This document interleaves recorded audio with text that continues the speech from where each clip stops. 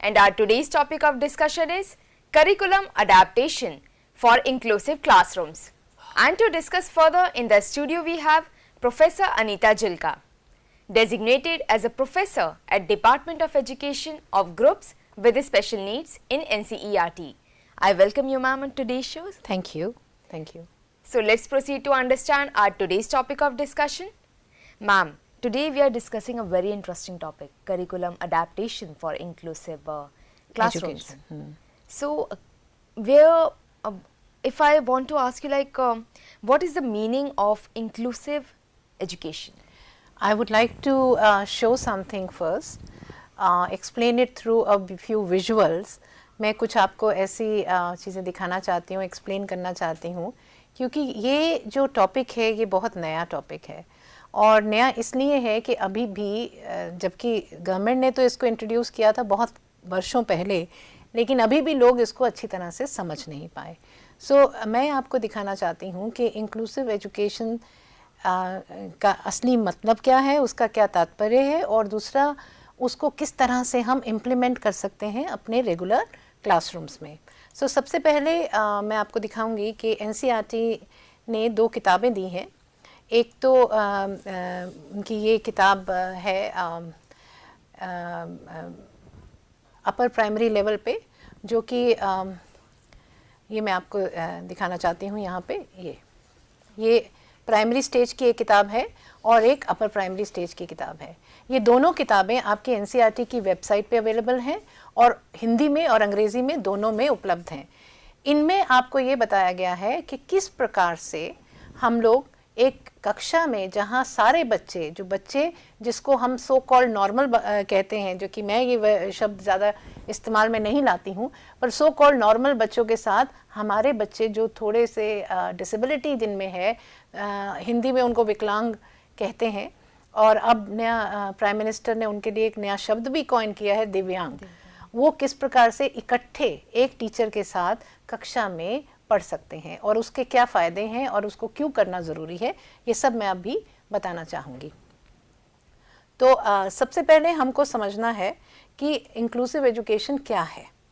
Inclusive education समझने से पहले थर्ड वाली नहीं चल रहा है, ये उधर नहीं आ रहा.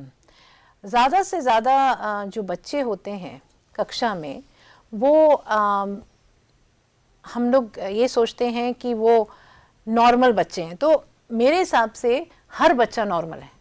कक्षा में जितने भी बच्चे हैं सभी नॉर्मल हैं, चाहे वो दिव्यांग बच्चे हों, डिसेबल बच्चे हों, चाहे वो बिना डिसेबिलिटी के बच्चे हों.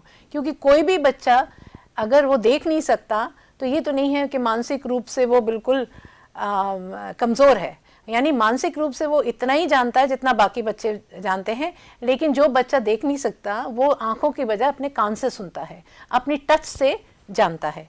इसी प्रकार जो बच्चा सुन नहीं सकता वो ज़्यादा देख के सीखता है. तो इसको हम लर्निंग स्टाइल भी बोलते हैं. तो जब भी बच्चे डिसेबिलिटी वाले कक्षा में आते हैं तो ज़्यादा से ज़्यादा वो बच्चे अलग अलग बैकग्राउंड से, अलग अलग घरों से आते हैं और उनके अनुभव भी अलग अलग होते हैं. तो हम ये कहें सारे डिसेबल बच्चे एक जैसे होते हैं और एक जैसे पढ़ेंगे, वो सही नहीं है. जैसे बाकी बच्चे भी भिन्न हैं, अलग अलग बैकग्राउंड से आते हैं, अलग अलग रुचियां रखते हैं, अलग अलग एबिलिटीज़ रखते हैं, अलग अलग ताकतें उनमें होती हैं, क्षमताएँ होती हैं, उसी प्रकार से हमारे डिसेबल बच्चे होते हैं. तो क्या होता है, कक्षा में जब ये बच्चे आते हैं तो टीचर का ये कहना होता है ये बच्चे बाकी लोगों के साथ कैसे पढ़ेंगे, क्या होगा, ये सारी शंकाएं एक टीचर के मन में आती हैं. लेकिन आज मैं बताऊंगी कि ये कैसे संभव है. तो सबसे पहले मैं आपको बताना चाहूँगी इंक्लूसिव एजुकेशन है क्या. इंक्लूसिव एजुकेशन हम उस स्थिति की बात करते हैं जहाँ एक रेगुलर क्लासरूम है और उस क्लासरूम में सारे बच्चे इकट्ठे हैं और एक ऐसा प्रोसेस है, एक ऐसा प्रतिक्रिया है जो गत्यात्मक है, जो चलती रहती है. यानी ऐसा नहीं हम कह सकते कि आज हमने इंक्लूजन अचीव कर लिया.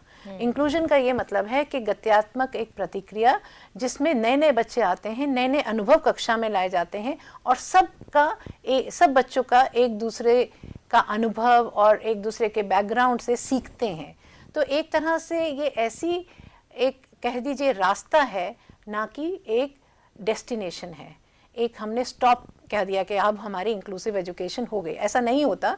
तो ये चलता रहता है और इसका एक गत्यात्मक प्रक्रिया रहती है।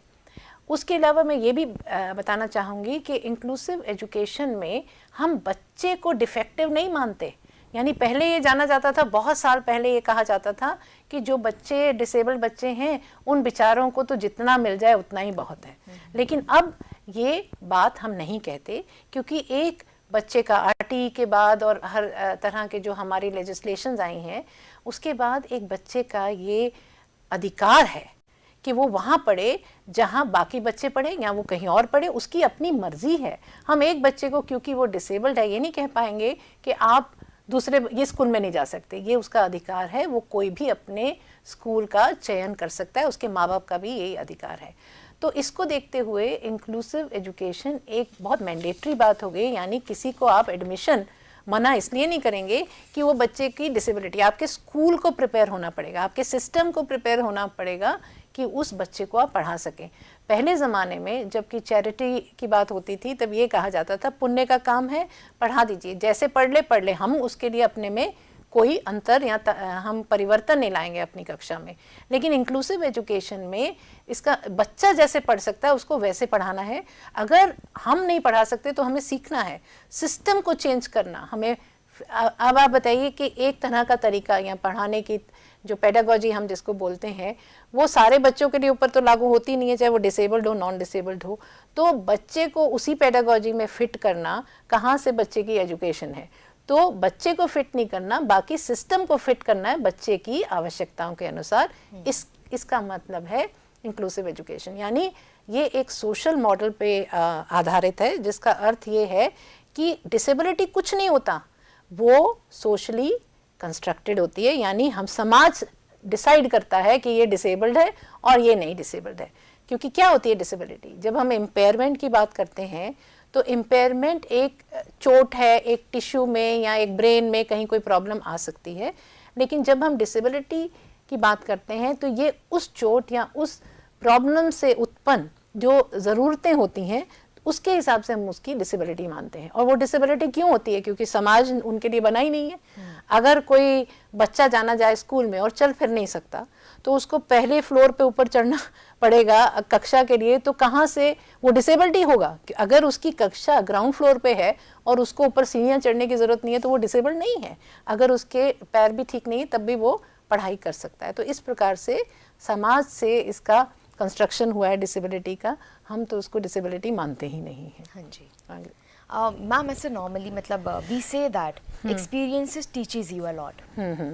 तो अगर बात कर रहे हैं कि इक्वल अपॉर्चुनिटी की, every student is like equal, तो ये एक्सपीरियंस डिफर नहीं करता यानी according to what we call the normal children and what we call the differently able children, तो experiences differ नहीं करते? देखिए बैकग्राउंड एक्सपीरियंसेस हर बच्चे के डिफर करते हैं। ये ऐसा कोई भी बच्चा नहीं है जिसके सेम अनुभव होते हैं।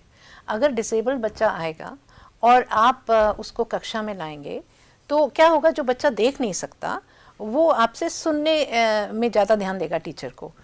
अगर जो बच्चा सुन नहीं सकता वो देखने में ज़्यादा ध्यान देगा। अगर टीचर कक्षा में पढ़ाती है जिसमें वो बोलती भी है और दिखाती भी है तो सभी बच्चों के लिए अच्छा है ना। तो डिफरेंसेस से कक्षा ही अच्छी होती है। तो इट इज़ अ डिफरेंस। हम डिसेबिलिटी का बच्चा या बाकी बच्चों को साथ पढ़ाते हैं तो वो डिफरेंस है, एक डायमेंशन है डिफरेंस की। और डिफरेंस वैरायटी जो कक्षा में होगी उससे हर बच्चा अधिक सीखता है। लेकिन इस तरह की अपॉर्चुनिटीज़ अभी भी इक्वल जिसको हम बोलते हैं है नहीं इन बच्चों के लिए। ये हमारा सबसे बड़ा एक तरह से कंसर्न है, क्योंकि अगर इक्वल अपॉर्चुनिटीज़ हों और अगर ये बच्चे कक्षा में आए और पढ़ने का इनको मौका दिया जाए जिस तरह से ये पढ़ते हैं। यानी अब आप देखिए एक बच्चा जो देख नहीं सकता वो ब्रेल में पढ़ता है और आप उसको प्रिंट बुक पकड़ा देंगे तो कहाँ से इक्वल अपॉर्चुनिटी होगी। तो अनुभव की इसमें बात नहीं है। अपॉर्चुनिटी आप हर बच्चे को जितना भी अनुभव हो एक ही प्रकार की देनी चाहिए। आप अपने बच्चों से कहें कि आपको किताबें नहीं मिलेंगी तो वो इक्वल अपॉर्चुनिटी तो नहीं होगी। अगर आप ब्लाइंड को किताब नहीं देंगे और दूसरे बच्चों को प्रिंट किताब दे देंगे तो ये इक्वल अपॉर्चुनिटी नहीं है। अनुभव से ज़्यादा ज़रूरी है कि हम थोड़ा सा उनकी आवश्यकताओं को समझें और उसके हिसाब से उनको एजुकेशन दें. Right. Yeah. And ma'am, one more thing, what I have seen most of the time, teachers feel hesitated to teach differently able children. So what we can do? देखिए ऐसा है कि बहुत सालों से ये बच्चे स्कूलों में थे ही नहीं. अब सर्व शिक्षा अभियान के बाद, डीपीपी के बाद इन बच्चों ने स्कूलों में आना शुरू किया है. तो अब टीचर्स के पास ना नॉलेज है ना स्किल्स हैं इनको उस रेगुलर क्लासरूम में पढ़ाने के लिए, इसलिए उनको थोड़ी हेजिटेशन होती है. लेकिन आपको मैं अपने अनुभव बता रही हूँ, जब ये टीचर्स मेरी ट्रेनिंग प्रोग्राम में आते हैं और उस टाइम भी ऐसी बातें बोलते हैं, तो एक उनकी एक जिसको कहते हैं बिलीफ है कि हो नहीं सकता, ये पढ़ नहीं सकते. उनको हम लोग फिर समझाते हैं कि किस तरह अगर आप उनको अच्छी तरह से कक्षा में पढ़ाएंगे बाकी बच्चों के साथ, तो आपके बाकी बच्चे भी कितना अच्छा पढ़ेंगे. जब उनको ये सब पता लगता है, हम स्ट्रैटेजीज बताते हैं कैसे पढ़ाना है, क्या करना है, तो वो बच्चे अच्छा बढ़ते हैं और इन टीचर्स को भी अपने सक्सेस से खुशी होती है और वो पढ़ाना चाहते हैं. तो एक भ्रम है जिसको दूर करने के लिए आपको उनको जानकारी भी चाहिए, उनको इन सर्विस ट्रेनिंग चाहिए, उनमें वो स्किल्स डेवलप करनी है कि इंक्लूसिव क्लासरूम में सारे बच्चों को इकट्ठा कैसे पढ़ाना है. Right. And ma'am, what about the curriculum adaptation? Does it differ according to several stages, educational stages if we talk about? देखिए सबसे पहले करिकुलम अडेप्टेशन है क्या. करिकुलम हमारा सब बच्चों के लिए सेम होता है. हम अलग अलग करिकुलम नहीं देते एक कक्षा में. हम ये बिलीव करते हैं कि जो बच्चे कक्षा में हैं उनको सेम करिकुलम रहे. लेकिन उन कुछ डिसेबल बच्चे होते हैं जो वो करिकुलम के ऑब्जेक्टिव्स या गोल्स अचीव कर सकते हैं, लेकिन उनको तरीका पहुंचने का अलग हो जाता है. जैसे मैंने अभी आपको बताया कि जो बच्चे ब्लाइंड हैं उनको हो सकता है कि वो प्रिंट ना, मतलब आप जो लिख रहे हैं वो इतनी जल्दी नोट्स ना ले पाएँ, या उनको चाहिए होगा कंप्यूटर जिससे वो अपना टाइप कर लें उन्हीं नोट्स को. जो बाकी लोग लिख रहे हैं अगर वो ब्रेल में कक्षा में लिखेंगे, एक तो आवाज़ होगी, दूसरी उनकी स्पीड स्लो हो जाएगी, तो वो कंप्यूटर पे टाइप कर लेते हैं. तो एक तरीका उन गोल्स को अचीव करने का उनका अलग हो सकता है. लेकिन और कई बार ऐसा भी होता है किसी चीज़ को, जैसे ब्लाइंड बच्चे टेलर फ्रेम पे अपने छोटे बच्चे अपने मैथमेटिक्स करते हैं, तो उसमें भी उनको टाइम चाहिए होता है. तो ये हो सकता है कि आप उनको वही कॉन्सेप्ट समझाएं पर उनको थोड़े कम प्रश्न दे दें. तो इस तरह से हम गोल्स वही रखते हैं कि उनको सीखना वही है, लेकिन उधर पहुंचने का उनका तरीका बाकी बच्चों से हम उसको हम अडेप्टेशन कहते हैं कि हमने गोल्स वही रखे, लेकिन हमने उनको समय ज़्यादा दे दिया, या उनको थोड़ा एक्स्ट्रा वो नोट्स दे दिए, या उनको कंप्यूटर पे कार्य करना दिया, उनको ऑडियो टेप सुनने दिया, उनको थोड़ी विजुअल्स दिखा दिए. तो इस तरह से उन्होंने उसी तरीके से वो गोल अचीव कर लिया. फिर एक चीज़ होती है मॉडिफिकेशन, जिसका अर्थ ये होता है कि हम गोल्स चेंज कर देते हैं. अब एक बच्चा जो कि लर्निंग डिसेबल्ड है, उसको स्पेलिंग का प्रॉब्लम है और आप उसको डिक्टेशन ही देते जा रहे हो, तो उसके तो वो तो फेल हो जाएगा. तो वो फेलियर किसका होगा? बच्चे का तो नहीं होगा, आपके स्कूल का है, क्योंकि आप उसको वो पढ़ा रहे हो और उसको ऐसे असेस कर रहे हो जो उसको आता ही नहीं, कभी आ ही नहीं सकता, क्योंकि उसकी कॉग्निटिव प्रोसेसिंग में ये प्रॉब्लम होती है. तो इसलिए उसके लिए हम ये गोल कर सकते हैं कि स्पेलिंग वो लिखेगा नहीं, या उस स्पेलिंग की जगह वो सिंपल वर्ड्स ले लेगा जिसके स्पेलिंग करेंगे. तो यहाँ गोल्स, इसको हम मॉडिफिकेशन कहते हैं.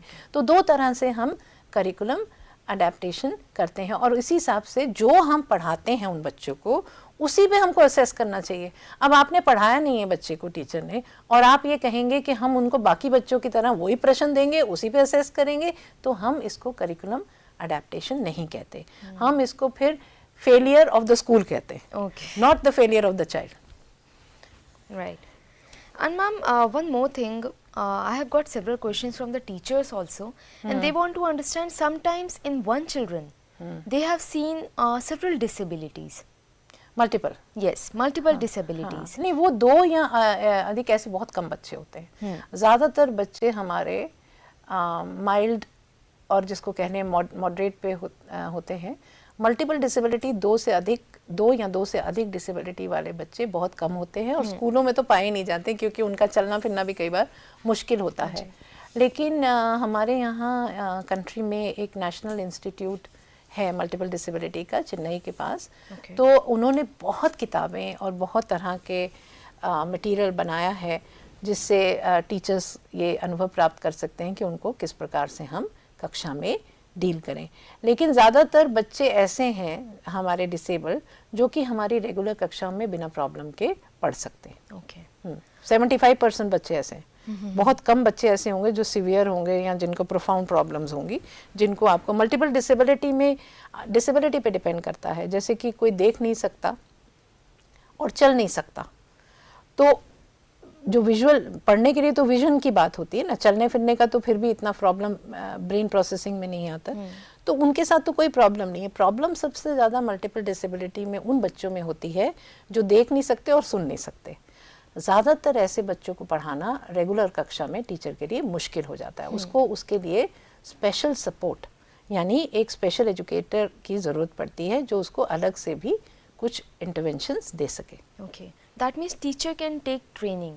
टीचर कुछ हद तक ट्रेनिंग दे सकती है, बट जो मैंने आपको बताया है कि 75 बच्चे हमारे जो ऐसे हैं जो कक्षाओं में पढ़ सकते हैं, लेकिन टीचर को ब्रेल नहीं आता, साइन लैंग्वेज नहीं आता, उसके लिए उसको स्पेशल सपोर्ट की ज़रूरत हो सकती है। टीचर की ट्रेनिंग क्लासरूम पेडागोजी तक लिमिटेड रहनी चाहिए।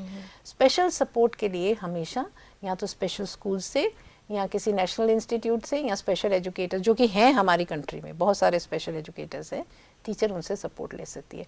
लेकिन सबसे पहले टीचर को ज़रूरत है सीखने की कि एक कक्षा में जहाँ सारे बच्चे हैं उसको पढ़ाने के कौन से तरीके अपनाने चाहिए। Right ma'am, you just talked about impairment and disability, and we also understood a kind of difference between it, right? हाँ, तो मैंने तो अभी बताया आपको, इम्पेयरमेंट एक इंजरी, हाँ जी, एक डैमेज ऑफ बॉडी होता है, और डिसेबिलिटी से उससे इमर्ज होती हुई जो एक्चुअल लिमिटेशन होती है उसको हम कहते हैं। Right. पर एक तीसरा शब्द इसको मैं साथ में जोड़ूंगी, वो है हैंडीकैप। हम लोग बहुत बार इस शब्द को का उपयोग में लाते हैं, हैंडीकैप। ये बहुत पुराना शब्द है, ये उन दिनों ब्रिटिशर्स में जब वर्ल्ड वॉर हुआ था तो जो कैप इन द हैंड लेके जो आर्मी में से आए थे लौट के, कई बार उनकी इंजरीज थी तो वो उससे बैक करते थे, तो वो handy cap in the hand को हैंडीकैप पड़ गया नाम। हैंडीकैप शब्द एक ऐसा शब्द है जिसमें एक सामाजिक अभाव की ओर पॉइंट करता है, यानी डिसएडवांटेज। उसमें क्या होता है कि अगर आप अंग्रेज़ी नहीं जानते, मैं डिसेबिलिटी की बात भी नहीं करती, अगर अंग्रेज़ी नहीं जानते और वहाँ सब अंग्रेज़ी बोल रहे हैं तो आप हैंडीकैप फील करोगे।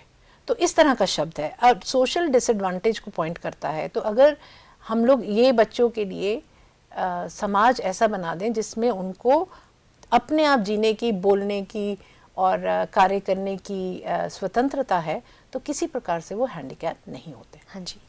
तो मैम मैं आपसे ये पूछ रही थी, तो क्यों ना हम किसी तरह के इम्पेयरमेंट का डिस्कशन यहाँ पे आज करें ताकि हमारी जनता ज़्यादा बेहतर तरीके से समझ पाए। तो क्या हम कोई स्लाइड दिखा सकते हैं इसमें? हाँ जी बिल्कुल। विजुअल इम्पेयरमेंट पे आप इससे चल नहीं रहा है। ओके, आगे चलिए, ये पीछे जाइए। हाँ, यहाँ पे मैं आज आपको एक एग्जांपल देती हूँ विजुअल इम्पेयरमेंट का। देखिए, जो बच्चे देख नहीं सकते, या तो वो बचपन से देख नहीं सकते या किसी कारण उनको कोई इंजरी हो गई, कोई गलत हेल्थ की प्रॉब्लम हो गई, उसकी वजह से बाद में वो देख नहीं पाते, जिसको एडवेंशियस कहते हैं, यानी बाद में हुआ। और इसके अलावा कई बच्चे ऐसे होते हैं जो बिल्कुल नहीं देख पाते। लेकिन बिल्कुल देख पाने का मतलब नहीं है ब्लैक नहीं है, थोड़ा थोड़ा थोड़ा थोड़ा तो सब बच्चे को दिखता है। कोई भी विजुअली इम्पेयर्ड बच्चा टोटली ब्लाइंड एक तरह से होता नहीं, पर कहा जाता है कि वो टोटली ब्लाइंड है, पर फॉर्म्स नहीं दिखती। और कुछ ऐसे होते हैं जो लो विजन वाले बच्चे होते हैं, यानी उनकी शार्पनेस ऑफ विजन कम होती है, पर वो थोड़ा थोड़ा पढ़ भी सकते हैं। जैसे पास लाके किताब को, या बहुत जैसे ऐसे ऐसे पढ़ते हुए बच्चे होंगे, ऐसे पढ़ते हुए बच्चे होंगे, वो लो विजन बच्चे हैं जो पढ़ सकते हैं, लेकिन उनको समय चाहिए और बड़े बड़े उनको शब्द अक्षर चाहिए पढ़ने के लिए। तो इस प्रकार से बच्चे की प्रॉब्लम्स होती हैं। फिर ये भी है कि बच्चे की प्रॉब्लम देखने में ऐसी भी हो सकती है जिसको हम फील्ड ऑफ विजन कहते हैं, यानी हमारी एक 90 डिग्री पूरी फील्ड होती है तो उसको सिर्फ बीच में दिख रहा है, तो उसको हम टनल विजन कहते हैं, यानी सिर्फ बीच में उसको दिखता है, बाकी सब धब्बे धब्बे काले हो जाते हैं। तो उसको तब अलग तरह से उसको स्ट्रैटेजीज देनी पड़ती हैं। फिर मैं बताना चाहूँगी कि इनको किस प्रकार से हम पढ़ाएं। इनको हम 2-3 तरह की स्ट्रैटेजीज़ के थ्रू पढ़ा सकते हैं। जैसे विजुअल मोड्स हम इस्तेमाल नहीं कर सकते, तो हम टच से, ये बच्चे टच से बहुत अच्छा सीखते हैं, कुछ भी चीज़ टच करके ये जान पाते हैं। तो इनको हम ज़्यादातर क्या करेंगे, मॉडल्स दिखाएंगे, टच करने देंगे, या इनको किसी भी चीज़ को ऑब्जेक्ट दे देंगे, लेकिन उसमें टीचर को ये एक्सप्लेन करना पड़ेगा, देखो ये जो टॉय है ये चूहा है और ये जो है ये शेर है, लेकिन दोनों का जब साइज़ एक होगा तो एक वीआई बच्चा कंफ्यूज ये हो जाएगा कि ये दोनों क्या एक ही साइज़ के होते हैं। तो साथ में बोलना भी पड़ता है कि ये सब बच्चों को अगर टीचर दिखाएगी, आवाज़ें सुनाएगी, तो एक टच है, एक सुन के, और तीसरा स्मेल करके और टेस्ट करके, ये चारों तरह की सेंसरी सेंसेस से ये लोग सीखते हैं और सभी बच्चे सीखते हैं। अगर आप मल्टी सेंसरी एक्सपीरियंसेस कक्षा में सब बच्चों के लिए देते हैं तो वो सब बच्चों के लिए अच्छा रहता है। और इसमें क्या होता है कि कई बार मैंने टीचर्स को ये गलती करते हुए देखा है कि वो दे देंगी गेहूं के, चीनी के दाने इनको छूने के लिए अलग उसमें, और बाकी बच्चों को वो अलग बिठा देंगे। क्यों ना सब बच्चों को दे दीजिए, इसी को तो हम कहेंगे कि इंक्लूजन है रियल सेंस में। तो ये बच्चे इन सारी सेंसेस से ज़्यादा अच्छा सीखते हैं। देखने को अलावा बाकी सारी सेंसरी इनकी इनपुट्स बिल्कुल सही होती हैं, ब्रेन भी इनके में प्रॉब्लम नहीं होती। तो ये तो विजुअल इम्पेयरमेंट हुआ। इसके अलावा अगर आप बताना है तो 2 तरह की और होते हैं जिसके अंडर मैं कैटेगराइज करूँगी। एक है हेयरिंग इम्पेयरमेंट और एक हम बोलते हैं कॉग्निटिव डिसेबिलिटीज़, जिसमें हम आजकल लर्निंग डिसेबिलिटी और ऑटिज़म और इंटेलेक्चुअल डिसेबिलिटी को भी हम ये कैटेगरीज को मेन लेते हैं।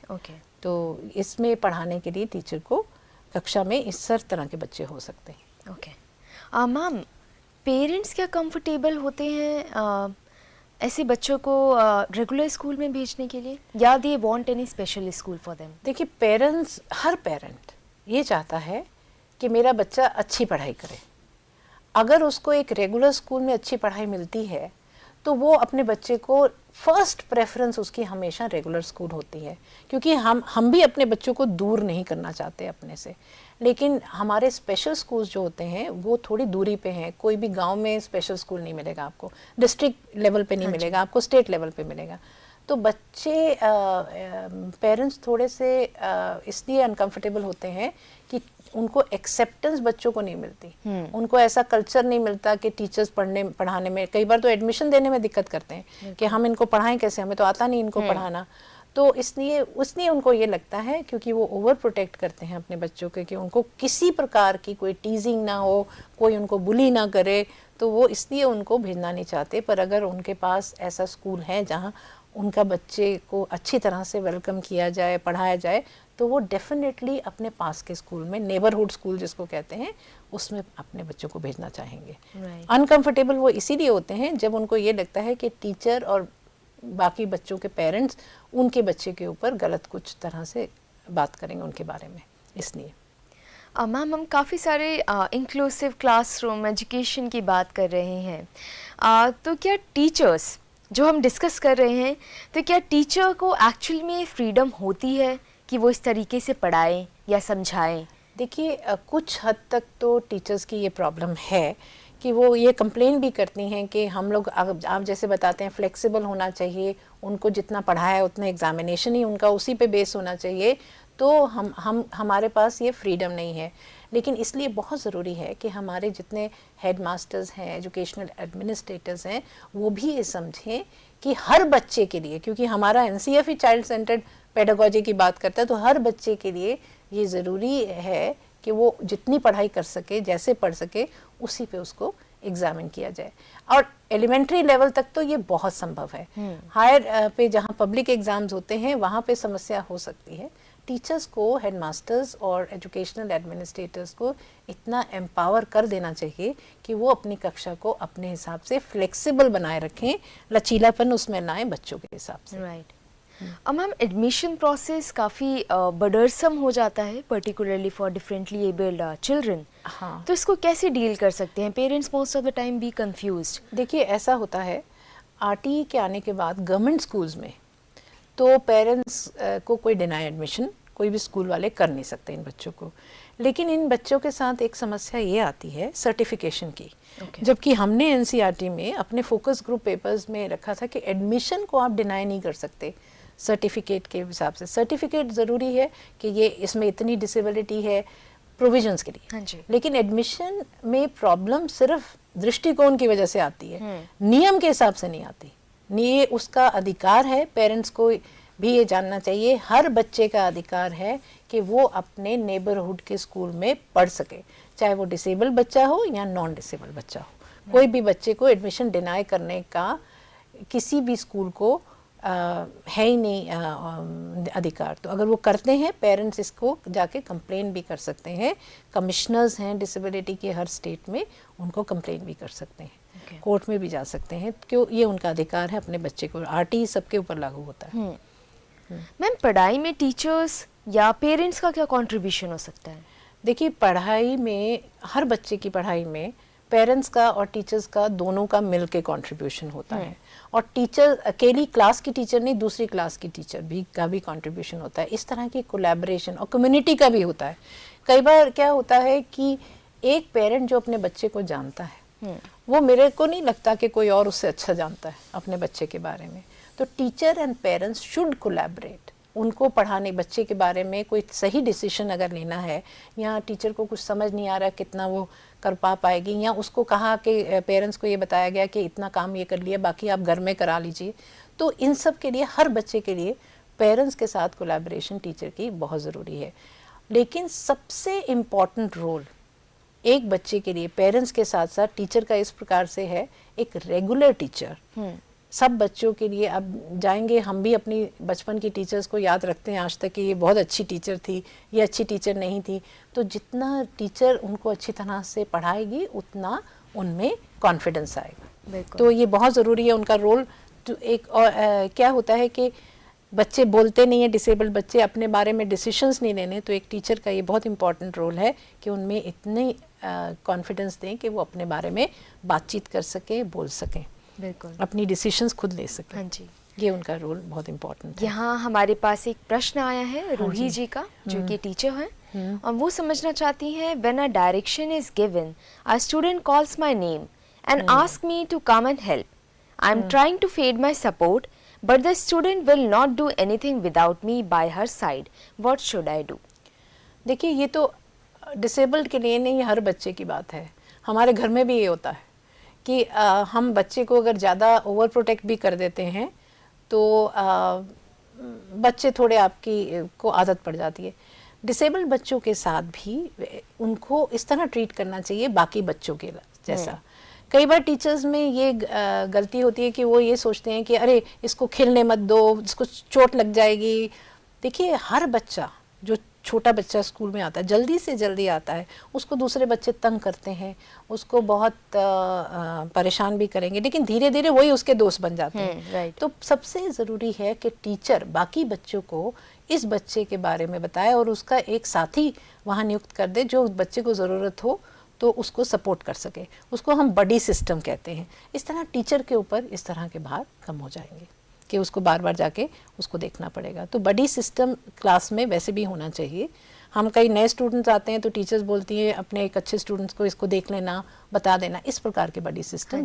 पीयर के साथ, उसके साथी के साथ उसकी दोस्ती इस्टेब्लिश करना, बाकी बच्चों को बताना उसको हेल्प करने के लिए, तो टीचर के ऊपर ये जिम्मेदारी इतनी रहेगी नहीं। Okay ma'am, second question we are getting from Priyanka. उनको समझना है, what does it take to create and maintain an inclusive classroom? Number of things. सबसे पहले ज़रूरी है, I think I will share my email also with on this so that anybody can question me directly because this is a long answer. देखिए, एक inclusive classroom और एक school, जैसे मैंने बताया कि उसका एंड नहीं होता। क्रिएशन का मतलब ये है, सबसे पहले आप एक वेलकम कम्युनिटी बनाएं, अपनी कक्षा में सब बच्चों को वेलकम करें, सारी सेंसेस को लेके आप पढ़ाएं, कॉन्क्रीट मटेरियल यूज़ करें, एक्चुअल ऑब्जेक्ट्स यूज़ करें, एक्टिविटी बेस्ड लर्निंग करें, तो सब बच्चे उसमें पढ़ते हैं। तो कोई अलग से उसके लिए एफर्ट नहीं। एक अच्छी कक्षा को हम इंक्लूसिव कक्षा कहते हैं। तो creating an inclusive class means that you let everybody who is different from each other enjoy and develop up to the potential, यानी अपने पोटेंशियल से उनको बढ़ने का अपॉर्चुनिटी मिले। Right. इसको हम इंक्लूसिव क्लास, और ये क्रिएट करना एक अच्छी टीचर का काम है। कोई भी टीचर बिना ट्रेनिंग के भी ये कर सकती है। And rest more of the information ma'am will share. मेरा ईमेल है anita.julka@gmail.com एंड कोई भी प्रश्न किसी को मुझसे पूछना है, डिटेल में पूछना है, कोई सहायता चाहिए, कोई इन्फॉर्मेशन चाहिए, तो आप मुझे ईमेल कर सकते हैं, क्योंकि हम लोग इस एरिया में सिर्फ आपको नॉलेज नहीं दे रहे, पर हम एडवोकेट भी हैं, क्योंकि हमारे बच्चे बहुत मार्जिनलाइज डिसेबल बच्चे हैं आज समाज से। तो हम चाहते हैं ज़्यादा से ज़्यादा लोग इनकी तरफ ध्यान दें। So today we understood the concept of curriculum adaptation for inclusive classroom, and also we understood in a very explanatory manner the meaning of inclusive education. I hope this episode will help you to understand this concept in better way. Thank you ma'am for Thank sharing you. such Thank useful you so information. So if you have any query or the question if you may want to ask related to our today's episode, then you can dial into our toll free number or can drop an email to us.